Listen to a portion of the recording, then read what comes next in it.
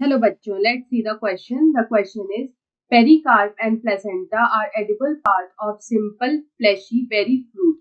तो यहाँ पे हम लोग बोल रहा है कि जो पेरिकार्प और प्लेसेंटा है they are the edible part of the simple fleshy berry fruit. तो यहाँ पे वो फ्रूट कौन सा है? Option A is jackfruit, option B is tomato, option C is banana and option D is date palm. तो यहाँ पे अगर हम लोग जैक फ्रूट की बात करें, जो हमारा फर्स्ट एग्जाम्पल यहाँ पे दे रखा है विच इज जैक फ्रूट.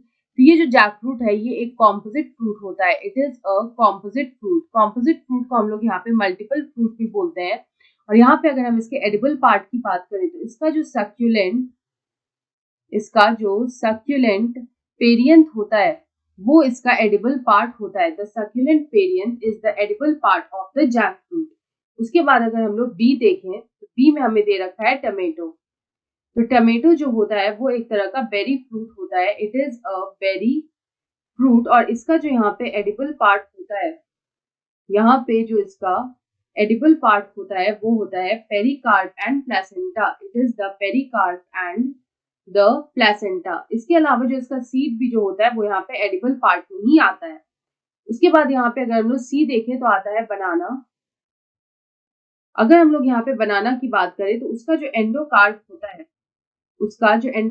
होता है और यहाँ पे जो डेवलप्ड मीजोकार्प होता है वो यहाँ पे उसका एडिबल पार्ट होता है. Endocarp and the developed mesocarp is the edible part of the banana. उसके बाद अगर हम लोग लास्ट देखें तो यहाँ पे आता है डेट पाम. डेट पाम का जो मीजोकार्प होता है वो उसका एडिबल पार्ट होता है. इसका जो मीजोकार्प होता है it is the edible part. तो यहाँ पे अगर हम इस क्वेश्चन का करेक्ट आंसर देखें तो यहाँ पे हमसे बोला था कि जो पेरिकार्प एंड प्लेसेंटा है वो यहाँ पे एडिबल पार्ट है of a simple fleshy berry fruit which is, यहाँ पे टोमेटो जो होगा वो इसका करेक्ट आंसर होगा. सो ऑप्शन बी में हमें दे रखा है tomato. So option B is the right answer. I hope you understood it well. Best of luck.